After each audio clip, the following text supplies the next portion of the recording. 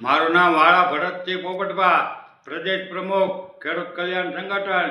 અત્યારે 2 દિવસ પહેલાં હેડલાઇન ગ્રુપના ઓડિટર અને વરિષ્ઠ પત્રકાર જગદીશભાઈ મહેતા ઉપર સરકારના ઇશારે પોલીસ અને ક્રાઇમ બ્રાન્ચે ફરિયાદ કે એની જે કંઈ કાર્યવાહી કરી એને અમે સખત શબ્દોમાં વખોડી કાઢીએ છીએ અને આ સરકારના ઇશારે દેશની ચોથી જાગીરી એવા પત્રકારો ઉપર અવારનવાર આવા હુમલાઓ કે એને દબાવી દેવાની કોશિશ કરે છે. એ ખૂબ જ નિંદનીય છે.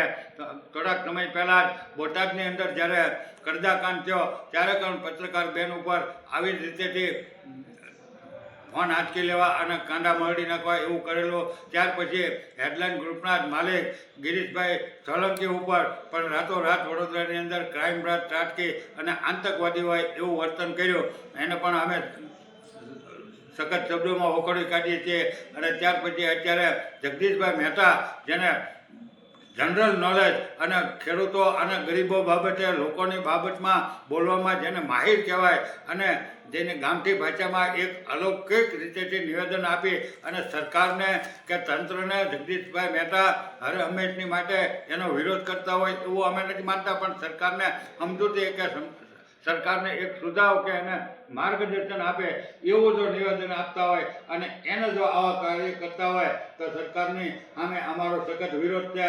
આ જગદીશભાઈ મહેતા અને જે કંઈ કાર્યવાહી પોલીસ કરે છે એ ન કરે અને જો કરશે તો આવનારા દિવસોમાં ગુજરાતભરની અંદર અમે ધબધબતા પ્રોગ્રામ આપ્યું. ટૂંક જ સમયની અંદર 2 દિવસ પહેલાં જ તે અદાણીના જે કચ્છના હતા ત્યાં પણ પત્રકારો ઉપર આવી રીતે છે અને ખેડૂતો ઉપર જુલમ ગુજાર્યો. એટલે અમે ખેડૂતો કે આવા પત્રકારો જો કાંઈ બોલતા હોય કે લોકોનો અવાજ ઉઠાવતા હોય અને તમે દેશની સૌથી જાગીરી કે ખેડૂતો ઉપર જ્યારે આવો જુલમ કરો કે ખેડૂત આગેવાનોને દબાવી દેવાની કોશિશ કરો તો એને અમે ક્યારેય સાચી લેવાના નથી અને ક્યારેય અમે પીછેહટ કરવાની નથી. અત્યારે જગદીશભાઈ મહેતાને અમે દિલથી પૂરું સમર્થન આપીએ છીએ. અમે લેખિતમાં પણ કાલે આપવાના છીએ અને સરકારને અમારો સીધી જ વાત છે કે આવા તમે ધતિંગ હવે બંધ કરો, નહીંતર પછી આવનારી ચૂંટણીઓમાં તમારી ઉપર જોઈ એકા પ્રોગ્રામ થઈ જાય. જગદીશભાઈ મહેતા તો વરિષ્ઠ પત્રકાર છે, એક તજજ્ઞ કહેવાય, એક સંત કહેવાય, એક જ્ઞાની કહેવાય, એક વિદ્વાન કહેવાય. આવા મહાન માણસ ઉપર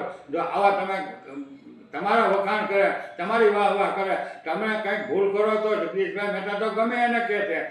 વિરોધ પક્ષના હોય, કોંગ્રેસ હોય, આમ આદમી પાર્ટી કે કોઈ પણ સાધુ સંતો કે કલાકારો હોય તો એને પણ જગદીશભાઈ મહેતા અવારનવાર ટોકરો કરતા જ હોય છે.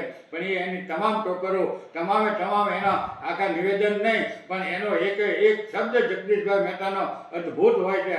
એટલે અમે જગદીશભાઈ મહેતાને ખુલ્લા દિલથી સમર્થન જાહેર કરીએ છીએ અને અમારી ઉપર પણ અવારનવાર પોલીસ આવા ગટકડા કરે અને કોઈ નેતા આવતા હોય તો અમને નજરકેદ કરી દે અથવા તો અમારી સભાઓમાં વિક્ષેપ કરે. મને પણ 31 ઊંડે ત્યારે દિલ્હીનું આંદોલન હાલતો ત્યારે નજરકેદ રાખેલો. ત્યાર પછી અનેક વખત જે કોઈ ભાજપના નેતા મહુવા કે ભાવનગર જિલ્લામાં આવતા હોય એટલે અમને નજરકેદ રાખે.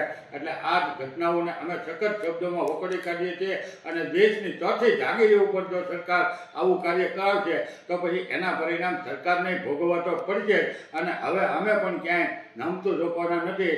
જીવવું પડે કે મરવું પડે, જે કાંઈ કરવું પડે એની માટે અમે કુરબાન થઈ. પણ બાકી સરકારને અમારો કોઈ સરકારનો કે તંત્રનો કોઈ એવો વિરોધ નથી. અમારી વાત હકીકત છે અને લોકશાહીના નિયમ પ્રમાણે રજૂ કરવાની અને લોકશાહીના નિયમ પ્રમાણે જગદીશભાઈ મહેતા પણ રજૂ કરે છે.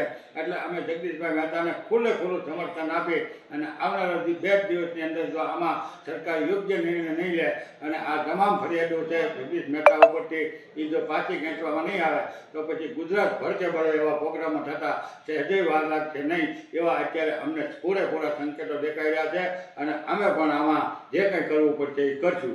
જય હિન્દ, જય ભારત.